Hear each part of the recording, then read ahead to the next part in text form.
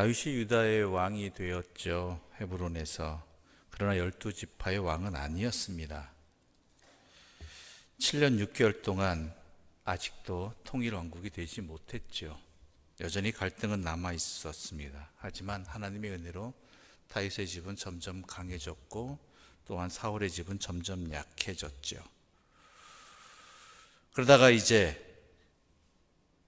온 이스라엘의 왕이 되고 다윗성 즉 예루살렘 성에서 그가 다스리게 되었습니다. 그 후에 다윗은 자신의 왕궁을 짓게 되지요. 왕의 권위를 드러내기 위함입니다. 온 이스라엘의 자신이 왕임을 드러내기 위함입니다.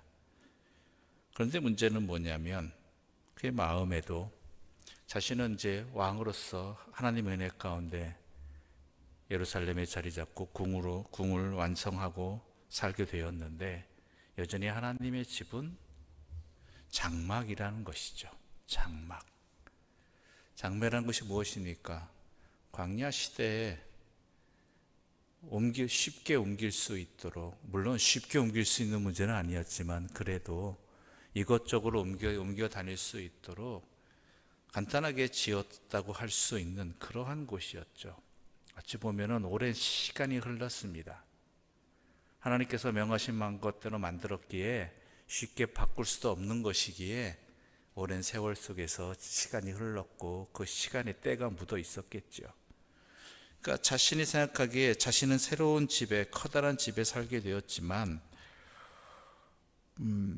하나님의 언약궤는 여전히 장막 속에 있다는 것이 너무나 안타깝게 여겨졌습니다.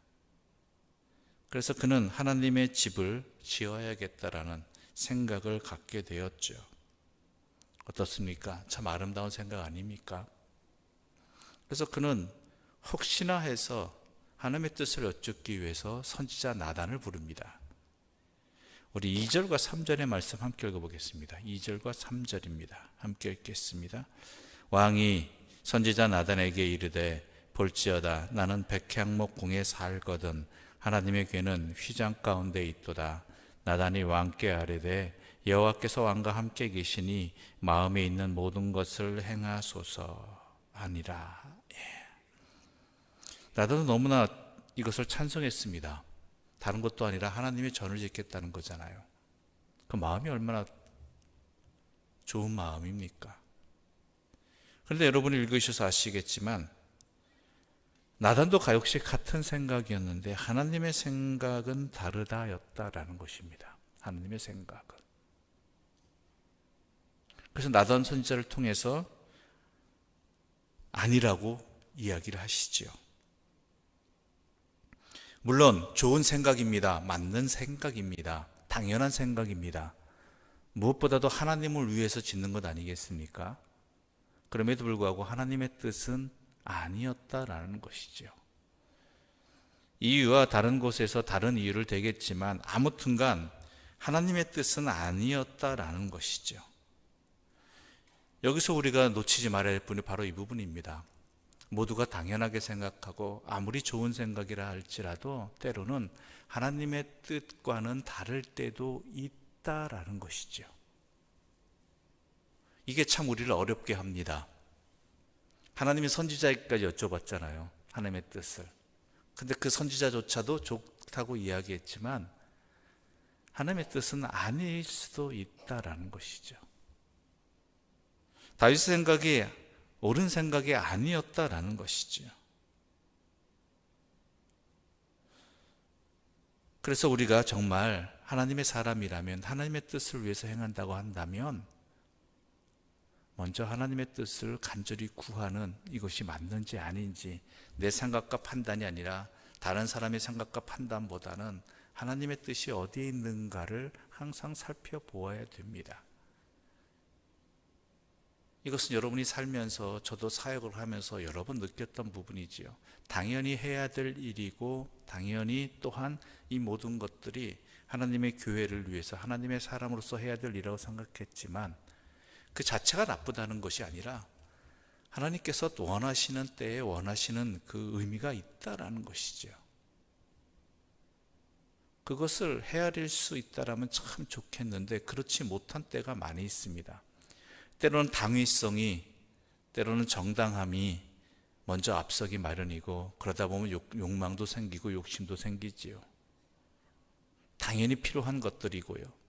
그럼에도 불구하고 하나님의 뜻은 아닐 수도 있다. 아닐 때, 안 짓겠다는 이야기가 아니라 아닐 때도 있다라는 것, 우리가 항상 또한 놓치지 말아야 될 부분입니다.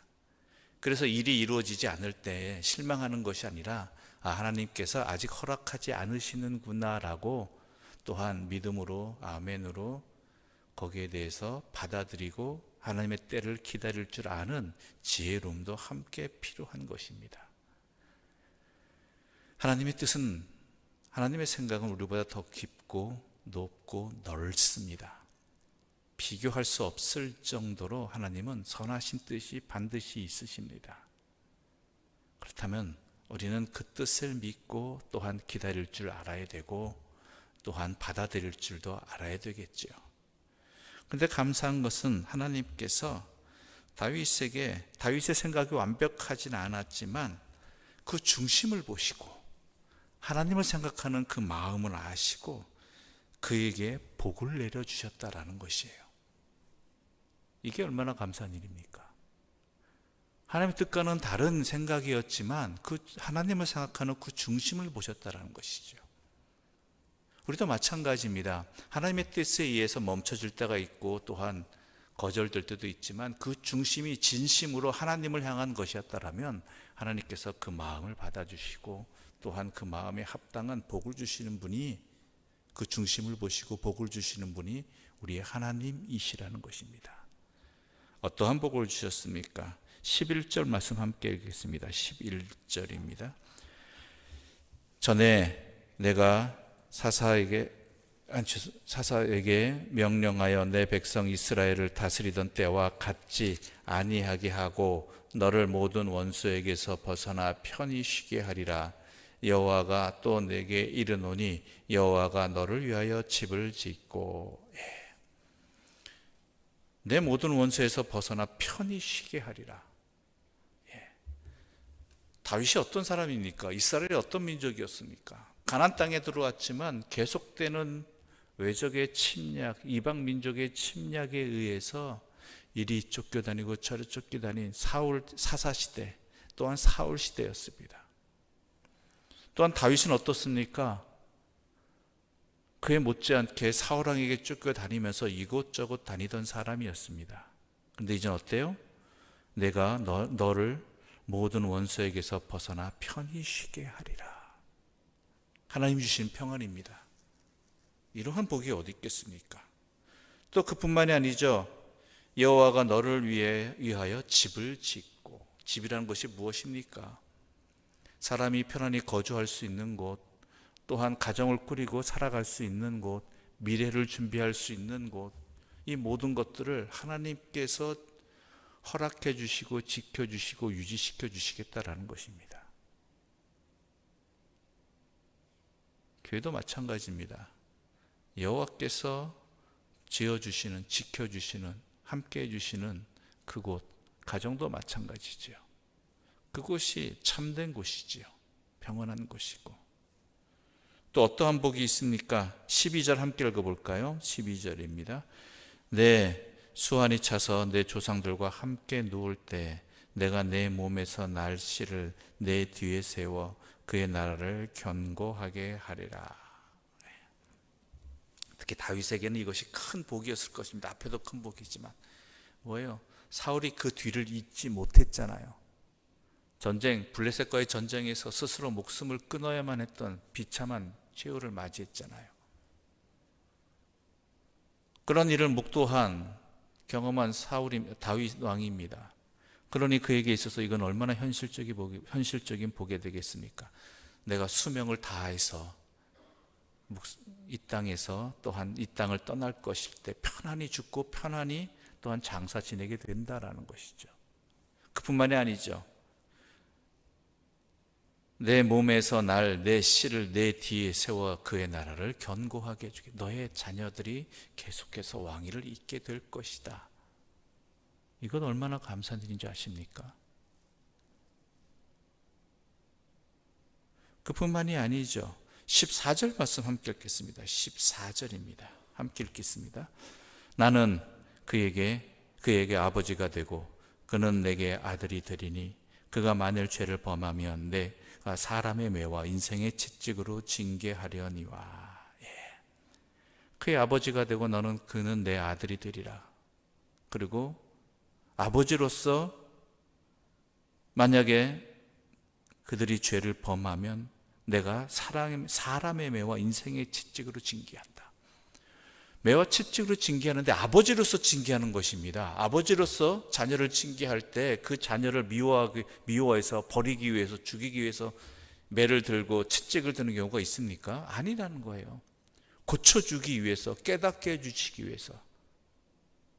때로는 그들이 잘못했을 때 매와 채찍을 들겠지만 아버지로서 행하겠다라는 것입니다.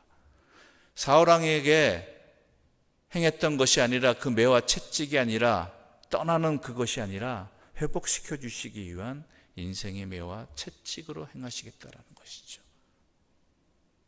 똑같은 매와 채찍을 할지라도 어떠한 중심을 두고 하느냐, 이건 다른 것이죠. 가만 내버려 두시겠다가 아닙니다. 고쳐주시겠다는 거예요. 때로는 때려서라도 간절한 마음으로.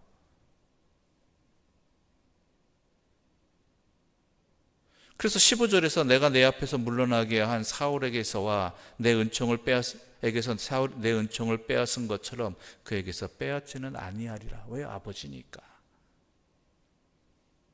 내가 너의 아버지가 되어가지고 그들이 나를 아버지로서 여기게 되리라.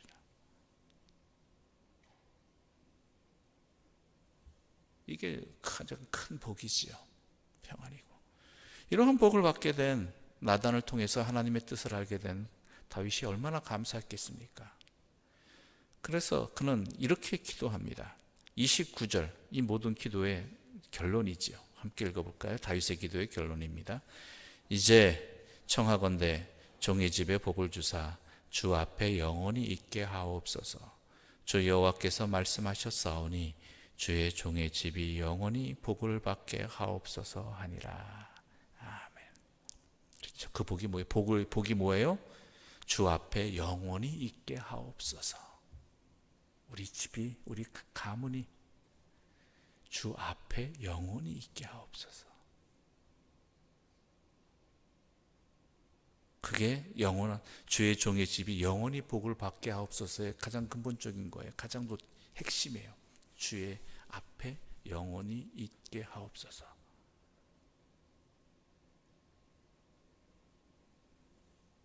여러분도 이런 복을 구하시고 받으시기를 바랍니다. 내 자신뿐만 아니라 우리의 가정이 주 앞에 영원히 있게 하옵소서.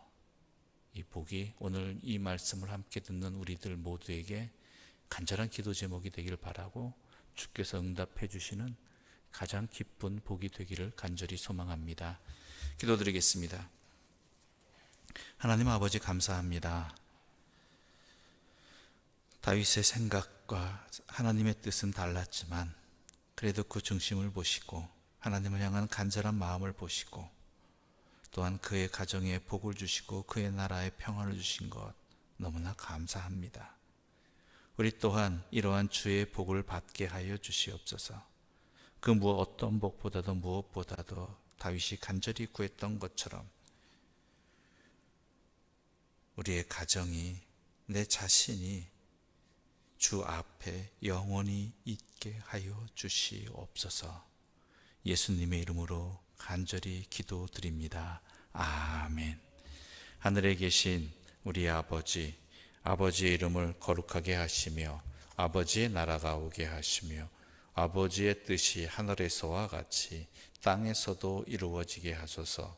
오늘 우리에게 일용할 양식을 주시고 우리가 우리에게 잘못한 사람을 용서하여 준 것 같이 우리 죄를 용서하여 주시고 우리를 시험에 빠지지 않게 하시고 악에서 구하소서. 나라와 권능과 영광이 영원히 아버지의 것입니다. 아멘.